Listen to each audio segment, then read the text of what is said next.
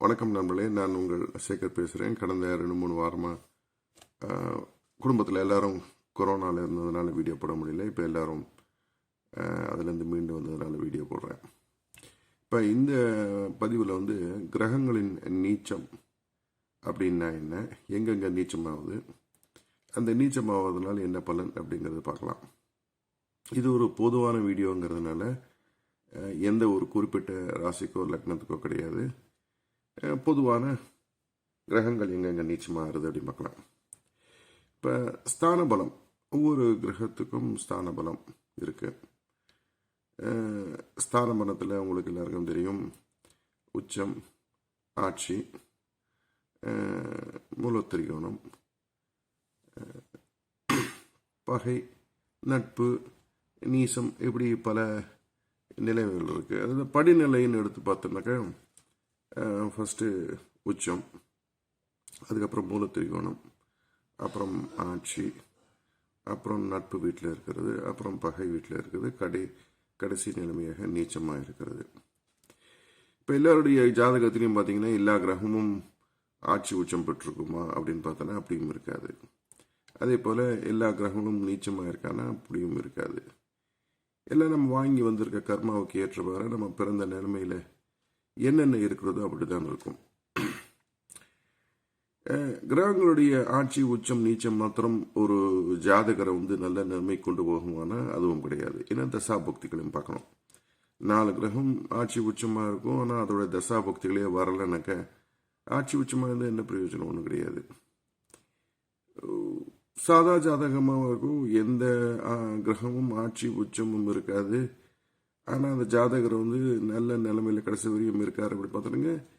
எல்லா கிரகங்களும் ஆட்சி உச்சமாக இல்லாவிட்டாலும் நட்பு வீட்டையில் இருந்து அதோடைய தசாபக்திகள் லக்ன யோகர்களாக இருந்து அப்படி தசை நடத்தும் போதும் அந்த ஜாதகருக்கு நல்ல மேன்மையை தரும். அதனால ஒரு கிரகம் ஆட்சி உச்சம் மூலத்திரிகோணம் நீச்சமாயிடுச்சு, நீச்சமானதுனால எனக்கு வாழ்க்கையே போச்சு அப்படின்ட்டு நம்ம நினைக்க தேவையில்லை. இந்த படிநிலையில பார்த்தோன்னாக்க கடைசி படிநிலை நீசம்னு சொல்றோம். அப்படி நீசமா இருக்கிற கிரகம் எதுவுமே செய்யாரா, அது 0 பலன் தானா அப்படின்னா அப்படியும் கிடையாது. நீச்சமான கிரகம் தன்னுடைய காரகத்தையும் தன்னுடைய எந்த வீட்டில் இருக்கிறோ அந்த வீட்டுடைய ஆதிபத்தியத்தையும் இது கண்டிப்பாக வெளிப்படுத்தும். ஆனால் வெளிப்படுத்தும் போது கொஞ்சம் ஸ்லோவா செய்யும், நீங்க எதிர்பார்க்குற அளவுக்கு இருக்காது. ஆனால் ஒரு ஜாதகருக்கு என்ன தேவையோ அதை கண்டிப்பாக செய்யும். அதுபோல நிறைய பேருக்கு எனக்கு சுக்கிரன் நீசமாகி போச்சு, எனக்கு கல்யாணமே நடக்காதா, கல்யாணம் நடந்தாலும் எனக்கு மனைவி நல்லா இருக்காதா, இல்லை கணவன் நல்லா இருக்காதா அப்படின்னு சொல்லுவாங்க. அதை பற்றி ஒரு வீடியோ போடுவோம். அதனால எந்த ஒரு கிரகம் நீசமானதுனாலையும் எந்த ஒரு நன்மையும் ஏற்படாது அப்படிங்கிறது நீங்கள் எடுத்துக்க கூடாது. 2வது, நீசமான கிரகத்துக்கு வேறு ஏதாவது ஒரு பலம் இருக்கா அப்படிங்கிறதையும் பார்க்கணும். ஒரு கிரகம் நீசமாக இருக்கலாம், ஆனால் அது திக்பலத்தில் இருக்கலாம். உதாரணத்துக்கு புதன் நீச்சமாகிறது மீனத்தில் நீச்சமாக வர, அதுவே லக்னமாக இருந்தால் லக்னத்தில் புதன் இருந்தால் திக்பலம் அடைவார். அதுபோல் குருவும் மகரத்தில் நீச்சமாவார், ஆனால் மகர லக்னமாக இருக்கும்போது குரு லக்னத்தில் திக்பலம் அடைவார்.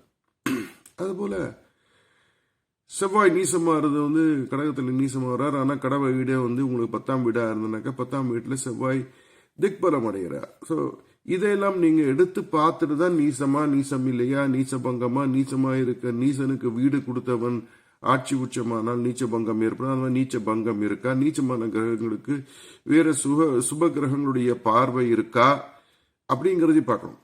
இது நீச்சத்தோட ஒரு ரொம்ப மோசமானது என்னன்னாக்க பாதிப்படையாது, நீச்சமாகி பாவத்துவமாக இருக்கிறது. அப்படி இருக்கும்போது தான் அதனுடைய காரகத்துவத்தையும் ஆதிபத்தியத்தையும் வெளிப்படுத்துவது அந்த கிரகம் கஷ்டப்படும். உதாரணத்துக்கு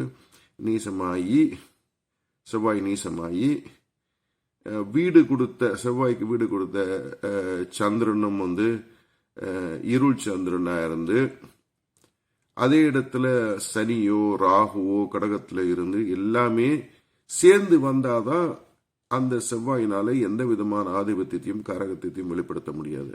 அதனால நீச்சமானாலே வாழ்க்கை கெட்டு போச்சுன்னு கிடையாது. ஆனா நீச்சமான கிரகம் முதல்ல நீச்சமான கிரகம் வேற ஏதாவது நீச்ச பங்கம் பெற்றிருக்கா, பார்வை பலம் இருக்கா, சுபருடைய பார்வை இருக்கா, இணைவு இருக்கா, வீடு கொடுத்தவனுடைய ஆட்சி நீச்ச பங்கம் அடைஞ்சிருக்கா, திக்பலம் அடைஞ்சிருக்கா, எந்த பாவருடைய சேர்க்கையும் இருக்கா. சேர்க்கைன்னா இணைவு மாத்திரம் கிடையாது, பார்வையும் இல்லாமல் தனியா ஒரு கிரகம் நீச்சமா இருந்தனாக்கா அது கண்டிப்பா அதோடைய வேலையை செய்யத்தான் செய்யும். அதுபோல எந்த ஒரு லக்னமா இருந்தாலும் பாவக்கிரகங்கள் கேந்திரத்தில் இருந்த வலுப்பெறுவார்கள். உதாரணத்துக்கு கடகத்துல உங்களுக்கு செவ்வாய் இருக்கு, நீசமா இருக்கு. அதுவே மேஷ லக்னமா இருக்கு. அப்ப மேஷ லக்னத்துக்கு 4ஆம் வீடு, 4ஆம் வீட்டுல செவ்வாய் தன்னுடைய நண்பர் வீட்டில் ஒரு நீசமானாலும் லக்ன கேந்திரத்தில் இருக்காரு. லக்னத்திலேயே குருவோ இல்ல புதனோ இல்ல வளர்பிறை சந்திரனோ லக்ன கேந்திரத்தில் இருந்தால் அந்த செவ்வாய்க்கு ஒரு பலம் இருக்கு. அதனால நீசமான கிரகங்களை பற்றி நீங்கள் அதிகமாக கவலைப்படாமல், அது நீசமான கிரகம் வக்ரம் பெற்றிருக்கா, நீசமான கிரகத்துக்கு பங்கம் ஏதாவது ஏற்பட்டிருக்கா, பாவத்துவமா இருக்கா, முக்கியமா பாவத்துவமா இருக்கா அப்படின்னு பாருங்க. இப்ப இந்த பதிவில் பார்ப்போம் என்னென்ன கிரகங்கள் எங்கெங்க நீசம் ஆகிறது என்பதை நாம இப்ப பார்க்கலாம். இப்ப முதல்ல மேஷத்தை எடுத்துக்கோங்க. செவ்வாயுடைய வீடு, சர வீடு. செவ்வாய் ரொம்ப உத்வேகம் இருக்கக்கூடிய ஒரு கிரகம். அது அதனுடைய ஆட்சி வீடான மேஷத்துல மந்தக்காரன், ரொம்ப ஸ்லோ, அது ஆப்போசிட்டான பிளானட் சனி நீசமாவார். ஏன்னா அந்த சரராசினாலே ரொம்ப வேகம். அந்த சரராசியிலே செவ்வாயுடைய வீட்டிலே அதிகமான வேகமா இருக்கிறதுல சனியால ஈடு கொடுத்து போக முடியாது. அதனால சனி அங்க நீசமாகிறார். அடுத்த ரிஷபத்தை எடுத்துப்போம். சுக்கரனுடைய வீடு, சுபருடைய வீடு. எப்படி இருந்தாலும் அது ஒரு சுபருடைய வீடு, ஒரு ஸ்திர ராசி. அங்க எந்த கிரகமும் நீச்சமாவதில்லை. அடுத்து உபய லக்னமான மிதனம், புதனுடைய வீடு, புதனுடைய ஆட்சி வீடு. அங்க எந்த கிரகமும் நீச்சமாவதில்லை. இப்ப எந்த கிரகமும் நீச்சமாவதில்லைன்னு சொல்றதுல நான் ராகு கேத்துவை எடுக்கிறதுல, சில பேர் ராகு கேத்துக்குள்ள ரிஷபம் விருச்சிகத்தில் ஆட்சி உச்சம்னு சொல்றாங்க. அந்த விவாதத்துக்கு நம்ம போக தேவையில்லை. ராகு கேத்துக்களை தவிர மற்ற 7 கிரகங்களை தான் நம்ம பார்க்கிறோம். முன்பு சொன்னது போல கடகம் சந்திரனுடைய ஒரே ஆட்சி வீடு. இதுல செவ்வாய் நீச்சமாவார். இப்ப இதுல என்ன ஒரு இது பார்க்கணும்னாக்க, மேஷத்துல நீச்சமாகிற சனி தன்னுடைய விரோதியான செவ்வாயுடைய வீட்டிலே நீசமாகிறார். அந்த நீச்சத்துக்கும் கடகத்துல சந்திரன் வீட்டுல செவ்வாய் நீசமாகிறார், அந்த வித்தியாசத்தையும் நீங்க புரிஞ்சுக்கணும். அதுக்காக தான் நான் அதை சொல்றேன். சனிக்கு பகை செவ்வாய். அங்கே சனி நீச்சமாகிறார். அப்போ எந்த விதமான ஒரு பலமும் இல்லாமல் அவர் சனி இருப்பார். ஏன்? விரோதியோட வீடு, எதிரியோட வீட்டில். ஆனா கடகத்தில் நீச்சமாகக்கூடிய செவ்வாய் தன்னுடைய நட்பு, அதே நேரத்தில் லக்ன யோகிகள் லக்ன அவயோகிகள்னு பார்க்கணும். நீங்க எந்த லக்னம்னு பார்க்கணும். அப்ப சந்திரனுடைய வீட்டில், தன்னுடைய நட்பு கிரகமான சந்திரனோட வீட்டில் செவ்வாய் நீசமாறார். இதுவே ஒரு மேஷ லக்னக்காரரோ இல்ல செவ்வாய் சந்திரன் குரு அணி சூரியன் இவங்க இருக்கக்கூடிய, இவங்களுடைய அணியில இருக்கக்கூடிய லக்னக்காரர்களாக இருந்தால் இந்த நீசம் அவ்வளவு பெரிய நீசமா வேலை செய்யாது. ஏன்னா லக்ன யோகர் வீட்டில், என்னுடைய நண்பர் வீட்டில் அவர் நீசமாகிறார். அதே நேரத்தில் குருவுடைய பார்வையோ இல்ல வேற சுக்கரனுடைய பார்வையோ ஒரு கிடைச்சி நீச்ச பங்கம் கிடைச்சால், இல்ல வீடு கொடுத்த சந்திரன் ரிஷபத்தில் ஆட்சியானாலும் செவ்வாய் எவ்வளவு பெரிய பாதிப்பை ஒன்றும் செய்யாது. அடுத்து சிம்மத்தை எடுத்துப்போம். சூரியனுடைய ஒரே வீடு. அந்த வீட்டில் எந்த கிரகமும் நீசமாகாது. அடுத்து புதனுடைய அடுத்த வீடு, ஆட்சி உச்சம் மூலத்திரிகோணம். அது ஒரு ஸ்பெஷல் புதனுக்கு, கன்னி வீடு. அங்க தன்னுடைய நண்பரான சுக்கிரன் நீச்சமாறார். புதனுக்கு என்னதான் இருந்தாலும் சுக்கிரன் நட்பு தானே, தன்னுடைய நண்பர் வீட்டில் தான் நீசமாகிறார். அதனால பங்கப்படாமல் சுக்கிரன் அங்க இருந்தா, தனியா சுக்கிரன், என்ன சூரியன் புதன் சுக்கிரன் முக்கூட்டு கிரகங்கள். அடிக்கடி அஸ்தங்கமாகக்கூடிய நிலைமையில் இருக்கும்.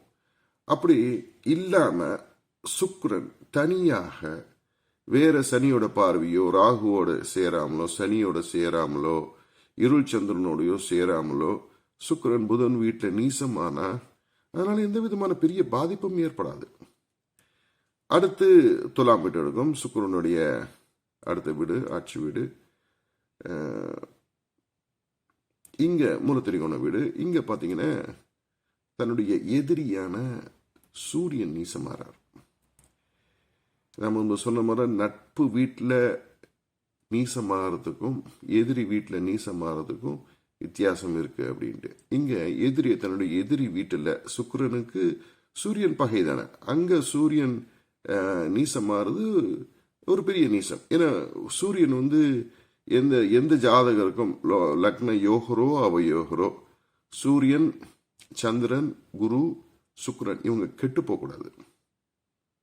லக்ன அவயோகரா இருந்தால் 6, 8, 12 மறையலாமே தவிர எந்த விதத்தையும் கிட்ட போகக்கூடாது. அடுத்து விருச்சிகம் எடுத்துப்போம். விருச்சிகத்தில் பார்த்தீங்கன்னா செவ்வாயுடைய அடுத்த வீடு. இங்க தன்னுடைய நண்பரான சந்திரன் நீச்சமாறார். எப்படி கடகத்துல செவ்வாய் நீச்சமாறாரோ அதுபோல விருச்சிகத்துல சந்திரன் நீச்சமாறாரு. இந்த நீச்சத்தை பெருசா நீச்சம்னு எடுத்துக்க தேவையில்லை. இங்க சந்திரனுடைய நீச்சத்தை எடுத்து பார்க்கும்போது தன்னுடைய நட்பு வீட்டுல நீசமாகிறார். லக்ன யோகரால் அவயோகரான்னு பார்க்கணும். எந்த லக்னம்னு பார்க்கணும், சுக்கிரனியா இல்ல குருவனியா அப்படின்னு பார்க்கணும். அதே நேரத்தில் சந்திரனுடைய ஒளித்தன்மையை எடுத்து பார்க்க வேண்டும். வளர்பிறை சந்திரனாக இருந்து அவர் பௌர்ணமியோ இல்ல பௌர்ணமியை நோக்கி போய் கொண்டிருக்கிற சந்திரனாக இருந்து அவர் குருவனியை சேர்ந்தவராக இருந்தாலும் அந்த நீசம் பெரிய நீசமா வேலையே செய்யாது. அடுத்து தனுசு குருவோட வீடு. குருவோட வீட்டில் எந்த கிரகமும் நீசமடையாது.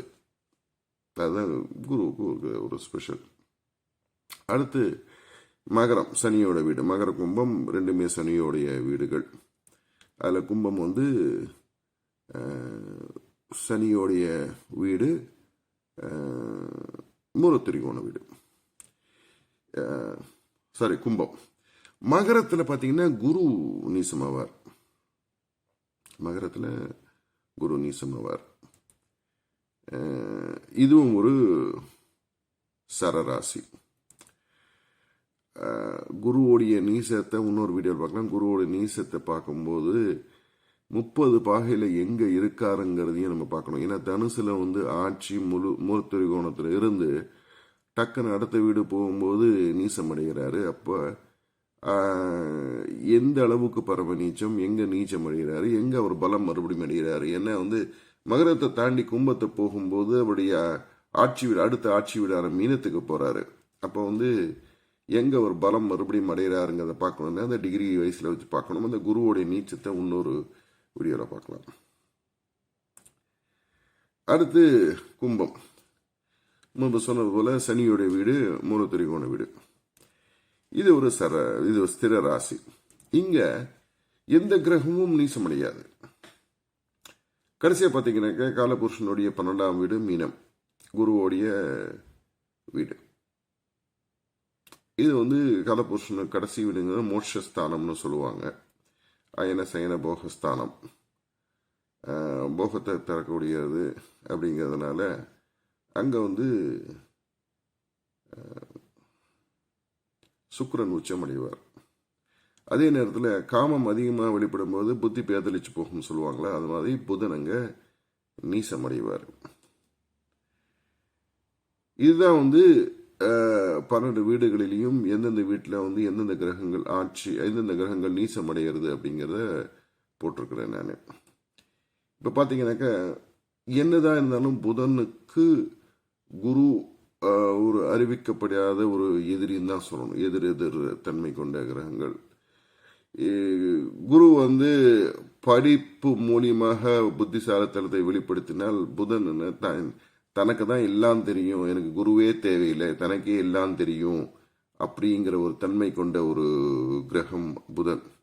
அதனால்தான் குருவோட வீட்டில் அவர் நீசம் அடைகிறார்.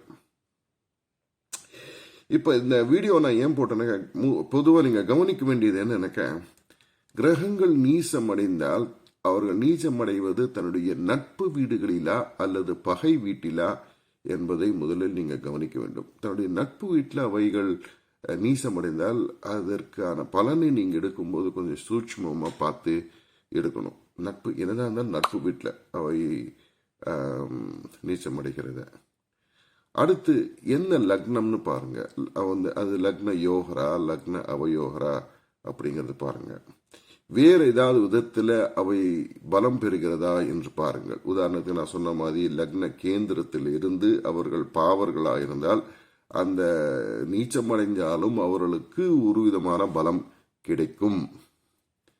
அதே நேரத்தில் செவ்வாய்க்கும் சனிக்கும் கேதுவோடு சேர்ந்து இருந்தால் ஒரு சூட்சும பலம் வரும். அப்படி கேதுவோட சனியும் செவ்வாயும் இணைந்திருக்கா அப்படிங்கறத பாருங்க. வேற ஏதாவது இதுல ஸ்தான பலம் அடைஞ்சிருக்கான்னு பாருங்க. உதாரணத்துக்கு திக் பலம் அடைஞ்சிருக்கா அப்படிங்கறத பாருங்க. குறிப்பா நீங்க கவனிக்க வேண்டியது நீச்சம் அடைஞ்சிருந்தாலும் நீச்ச பங்கம் அடைஞ்சிருக்கா இல்ல அதிகமான பாவத்துவம் அடைஞ்சிருக்கா அப்படிங்கறத பாருங்க. அதிகமான பாவத்துவம்னாக்க ராகு கேதுகளோட சேர்ந்து இணைந்து இருக்கிறது, அவைகளை பார்வைப்படுறது, சனியோட சேர்ந்து இருக்கிறது, அமாவாசையை நெருங்கி கொண்டு இருக்கிற சனியோ இது செவ்வாய் சந்திரனோட சேர்ந்து இருக்கிறது. இப்படி அதிகமான பாவத்துவத்தை அடைந்தால்தான் தன்னுடைய ஆதிபத்தியத்தையோ காரகத்தையோ அவைகள் வெளிப்படுத்த முடியாமல் அவள் இருக்கும். வக்கரம் அடைஞ்சிருக்கான்னு பாருங்க. நீச வக்கரம் உச்ச வக்கரம் ரெண்டுத்தையும் தான் நீங்க முக்கியமா பார்க்கணும். மற்ற இடத்துல வக்கரம் அடைஞ்சதுன்னா அவ்வளோ இதுவா நீங்க பார்க்க தேவையில்லை. உச்ச கிரகம் உச்சனா இருந்து வக்கரம் அடைந்தால் அவர் நீசம் கம்ப்ளீட்டா நீசம் எடுக்க தேவையில்லை.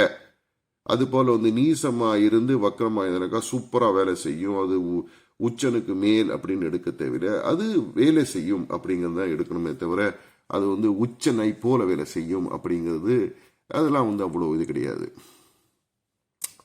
அதே போல சில கிரகங்கள் நீசம் அடைந்தால் நல்லது. உங்களுக்கு ஆதிபத்திய விசேஷம் இல்லாத கிரகங்களா இருந்தால் நீசம் அடைந்தால் நல்லது. உதாரணத்துக்கு மேஷ லக்னத்துக்கு வரக்கூடாது என்று சொல்லக்கூடிய புதன் திசை. அந்த புதன் நீசமா இருந்து அவருடைய ஒரு தசை நடத்தினாலும் ஒரு தசையே வரலாம் நல்லது. அப்படி தசை நடத்தினாலும் பரவாயில்ல. அவர் உச்சனா இருந்து புதன் கன்னியிலேயே ஆட்சி உச்சம் மூலத்திரிகோணம் அடைஞ்சு மேஷ லக்னமா இருந்து புத தசை வந்தனாக்க அது எப்படி வேலை செய்யும் அப்படிங்கறத நீங்க நினைச்சு பாருங்க. அதனால கிரகங்கள் நீசம் அடைஞ்சதுனாக்க அவங்க அந்த எந்த கிரகம் நீசம் அடைஞ்சிருக்கு, எங்க நீசம் அடைஞ்சிருக்கு, நீச்ச பங்கம் அடைஞ்சிருக்கா, பாவத்துவமா இருக்கா, லக்ன யோகரா, என்ன ஆதிபத்தியம் எடுத்திருக்கு, அந்த ஆதிபத்தியம் நம்மளுக்கு தேவை இல்லையா, இல்ல நீசமான கிரகம் தசையே நடத்தாம போகுமா. வாழ்க்கையில் அப்படியும் இருக்கும். நீசமான கிரகம் நமக்கு தசையை வாழ்நாள்ல திசையே நடத்தாமல் இருக்கும். அப்படி அந்த நீசத்தை பத்தி நம்ம கவலைப்படவே தேவையில்லை. அதனால எந்த ஒரு ஜாதகத்திலையும் எல்லா கிரகமும் ஆட்சி உச்சம் பெறாது. அதுபோல எல்லா கிரகமும் நீசமா இருக்காது. அப்படி நீசமான கிரகம் இருந்தாலும் அந்த நீசன் எப்படி வேலை செய்யும், நீச்ச பங்கம் அடைஞ்சிருக்கா, வேற ஏதாவது விதத்துல அதுக்கு சுபத்துவம் கிடைச்சிருக்கா, மேலும் பாவத்துவம் அடைஞ்சிருக்கா, என்ன ஆதிபத்தியம் வாங்கியிருக்கு, அந்த கிரகம் நமக்கு தசை நடத்துமா நடத்தாதா அப்படிங்கிற எல்லாத்தையும் கணக்குல எடுத்துட்டு தான் நம்ம பலன் எடுக்கணுமே தவிர எனக்கு 2 கிரகம் நீச்சமாய் போச்சு என் வாழ்க்கையே போச்சு அப்படின்னு நம்ம எடுக்கக்கூடாது. என்ன நண்பர்களே, நான் சொன்னது உங்களுக்கு புரிஞ்சிருக்கும்னு நினைக்கிறேன்.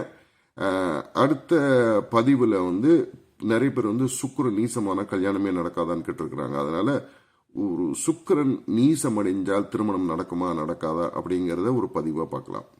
இந்த வீடியோ உங்களுக்கு பிடிச்சிருந்தா லைக் பண்ணுங்க, ஷேர் பண்ணுங்க, கமெண்ட் பண்ணுங்க. மீண்டும் அடுத்த காணொலியில் பார்க்கலாம். நன்றி, வணக்கம்.